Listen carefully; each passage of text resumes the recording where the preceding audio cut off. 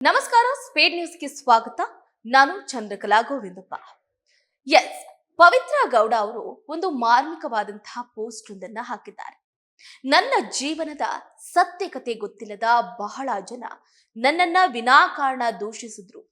ಇಂತಹ ಸಮಯದಲ್ಲಿ ನಿಮ್ಮ ಈ ಮಾತುಗಳು ನನ್ನಲ್ಲಿ ಒಂದು ಸಣ್ಣ ಭರವಸೆಯನ್ನ ಚಿಗುರಿಸಿದೆ.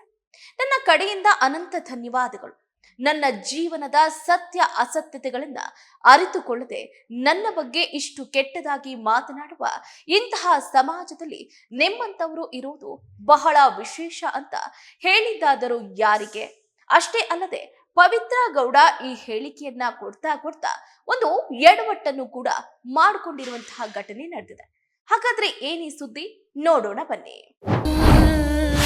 ಎಡವಟ್ಟು ಮಾಡ್ಕೊಂಡ್ರ ಪವಿತ್ರ ಗೌಡ.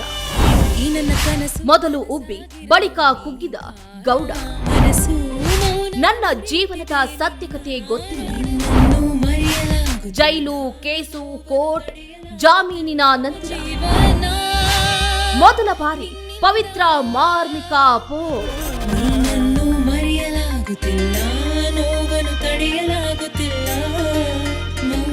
ನನ್ನ ಜೀವನದ ಸತ್ಯಕತೆ ಗೊತ್ತಿಲ್ಲದ ಬಹಳ ಜನ ನನ್ನನ್ನ ವಿನಾಕಾರಣ ದೂಷಿಸಿದ್ರು. ಇಂತಹ ಸಮಾಜದಲ್ಲಿ ನಿಮ್ಮ ಮಾತುಗಳು ನನ್ನಲ್ಲಿ ಒಂದು ಸಣ್ಣ ಭರವಸೆಯನ್ನ ಚಿಗುರಿಸಿದೆ. ನನ್ನ ಕಡೆಯಿಂದ ಅನಂತ ಧನ್ಯವಾದಗಳು.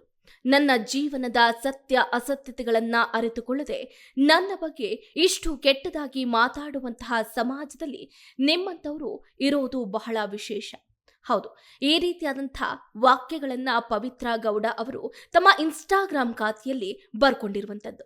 ಜೈಲಿಂದ ಹೊರಬಂದ ನಂತರ ಪವಿತ್ರ ಗೌಡ ಎಲ್ಲ ವಿಚಾರಗಳ ಬಗ್ಗೆ ಮಾತಾಡ್ತಾರೆ ಅನ್ಕೊಂಡ್ರೆ ಸೈಲೆಂಟ್ ಆಗಿ ಬಿಟ್ಟೋರು. ತಾವಾಯ್ತು, ತಮ್ಮ ಕೆಲಸ ಆಯ್ತು ಅಂತ ಬ್ಯುಸಿಯಾಗಿದ್ರು. ಆದ್ರೆ ಈಗ ಮಾರ್ಮಿಕ ಪೋಸ್ಟ್ ಒಂದನ್ನ ಹಂಚಿಕೊಂಡಿದ್ದಾರೆ.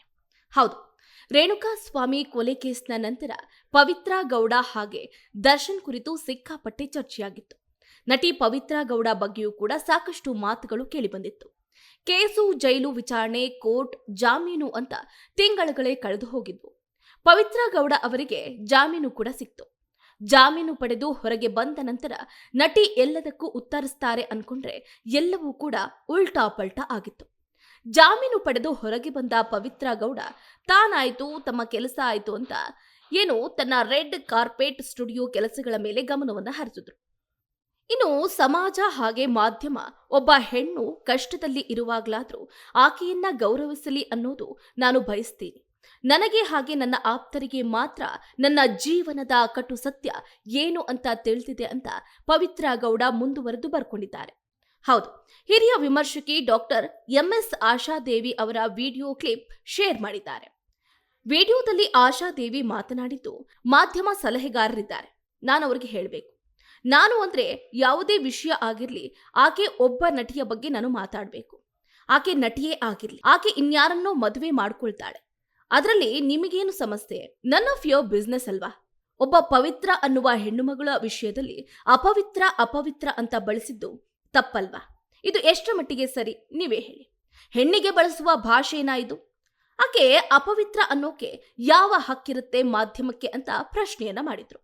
ಸೌಜನ್ಯ ವಿಷಯದಲ್ಲಿ ಎಷ್ಟು ಇನ್ವೆಸ್ಟಿಗೇಷನ್ ಆಗಿ ಇಡೀ ಸಮಾಜ ಇದೆಯಲ್ಲ, ನಮ್ಮ ಬಗ್ಗೆ ನಮಗೆ ನಾಚಿಕೆ ಆಗ್ಬೇಕಲ್ವಾ?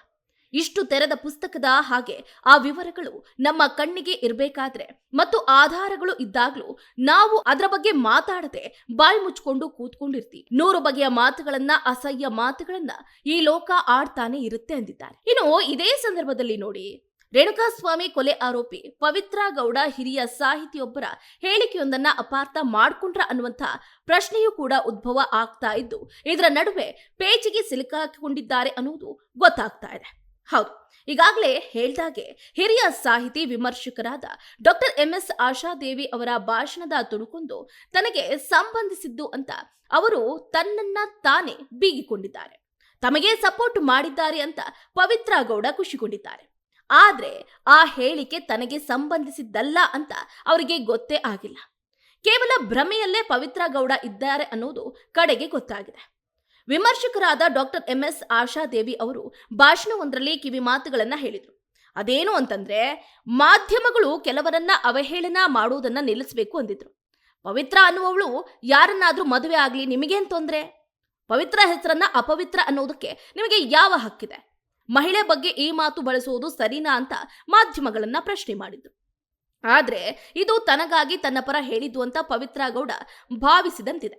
ಯಾಕಂತಂದ್ರೆ ಪವಿತ್ರ ಗೌಡ ಸಾಹಿತಿಗಳ ಆ ಮಾತನ್ನ ತಮ್ಮ ಇನ್ಸ್ಟಾಗ್ರಾಮ್ ಪೋಸ್ಟ್ ನಲ್ಲಿ ಹಾಕಿಕೊಂಡು, ನಿಮ್ಮ ಮಾತಿನಿಂದ ನನಗೆ ತುಂಬಾ ಧೈರ್ಯ ಭರವಸೆ ಬಂತು ಮೇಡಮ್ ಅಂತ ಬರ್ಕೊಂಡಿದ್ದಾರೆ. ಅಸಲಿಗೆ ಸಾಹಿತಿ ಆಶಾದೇವಿ ಅವರ ಈ ಮಾತು ಈಗಿನದ್ದಲ್ಲ. ಈ ಬಗ್ಗೆ ಈಗಾಗಲೇ ಆಶಾದೇವಿ ಅವರು ಕೂಡ ಸ್ಪಷ್ಟನೆಯನ್ನ ಕೊಟ್ಟಿದ್ದಾರೆ. ಈ ಹಿಂದೆ ನಟಿ ಪವಿತ್ರ ಲೋಕೇಶ್ ಅವರು ಮರು ಮದುವೆ ವಿಚಾರದ ಬಗ್ಗೆ ಆಗ ಸಾಹಿತಿ ಆಶಾದೇವಿ ಅವರು ಮಾತಾಡಿದ್ರು. ಯಾರನ್ನಾದ್ರೂ ಮದುವೆ ಆಗ್ಲಿ, ಪವಿತ್ರಾಳನ್ನ ಅಪವಿತ್ರ ಅನ್ನೋದಕ್ಕೆ ನಿಮ್ಗೆ ಏನ್ ಹಕ್ಕಿದೆ ಅಂತ ಅವರು ಮಾಧ್ಯಮದವರನ್ನ ಈ ಹಿಂದೆ ಪ್ರಶ್ನೆ ಮಾಡಿದ್ರು. ಆದ್ರೆ ತನ್ನ ಪರ ನಿಂತು ಆಶಾದೇವಿಯವರು ಮಾತಾಡಿದ್ದಾರೆ ಅಂತ ಪವಿತ್ರ ಗೌಡ ಭಾವಿಸಿ ಅವರಿಗೆ ಧನ್ಯವಾದವನ್ನ ಹೇಳಿದ್ದಾರೆ. ಈ ಬಗ್ಗೆ ಈಗಾಗಲೇ ಹಿರಿಯ ಸಾಹಿತಿ ಡಾಕ್ಟರ್ MS ಆಶಾದೇವಿಯವರು ಕೊಲೆ ಆರೋಪಿಯನ್ನ ಸಮರ್ಥಿಸಿಕೊಳ್ಳೋದಕ್ಕೆ ಆಗುವುದೇ ಇಲ್ಲ. ಈ ಹಿಂದೆ ನಾನು ಪವಿತ್ರ ಲೋಕೇಶ್ ಅವರ ಕುರಿತಾಗಿ ಇದನ್ನ ಹೇಳಿದೆ ಅಂತ ಸ್ಪಷ್ಟನೆಯನ್ನು ಕೂಡ ಕೊಟ್ಟಿದ್ದಾರೆ. ಕೊಲೆ ಆರೋಪಿಯೊಬ್ಬಳನ್ನ ಮಾಧ್ಯಮಗಳಾಗ್ಲಿ ಸಾಹಿತಿಗಳಾಗ್ಲಿ ಪ್ರಶ್ನಿಸೋದು, ಟೀಕಿಸೋದು, ವಿರೋಧಿಸೋದು ಸರ್ವೇ ಸಾಮಾನ್ಯ. ಯಾರೇ ಕೊಲೆ ಆರೋಪಿಯನ್ನ ಹೊಗಳಿ ಆಕೆಯನ್ನ ಅಟ್ಟಕ್ಕೇರಿಸುವುದಕ್ಕೆ ಆಗುತ್ತಾ? ಮಾಡಿರೋದು ಅಕ್ರಮ, ಅಪರಾಧ ಆಗಿರುವಾಗ ಮಾಧ್ಯಮಗಳು ಅಂತವರನ್ನ ಅಪವಿತ್ರ ಅಂದ್ರೆ ತಪ್ಪೇನಿದೆ? ಆದ್ರೆ ಇಲ್ಲಿ ಸಾಹಿತಿ ಆಶಾದೇವಿಯವರು ಪವಿತ್ರ ಲೋಕೇಶ್ ಕುರಿತಾಗಿ ಮಾತಾಡಿದ್ದಾರೆ. ರೇಣುಕಾಸ್ವಾಮಿ ಕೊಲೆ ಆರೋಪಿ ಪವಿತ್ರ ಗೌಡ ಅವರು ತನ್ನ ಸಪೋರ್ಟ್ಗೆ ಸಾಹಿತಿ ಬಂದಿದ್ದಾರೆ ಅಂತ ಖುಷಿಯಾಗಿದ್ದು ಮಾತ್ರ ವಿಪರ್ಯಾಸ ಅಂತಾನೆ ಹೇಳಬಹುದು. ಇದಾಗಿತ್ತು ಇವರೆಗಿನ ಸ್ಪೀಡ್ ನ್ಯೂಸ್. ನೋಡ್ತಾ ಇರಿ ಸುದ್ದಿ ನಿಮ್ಮದು, ವೇಗ ನಮ್ಮದು. ಹೆಚ್ಚಿನ ಸುದ್ದಿಗಳಿಗಾಗಿ ನಮ್ಮ ಚಾನೆಲ್ನ ಸಬ್ಸ್ಕ್ರೈಬ್ ಮಾಡಿ.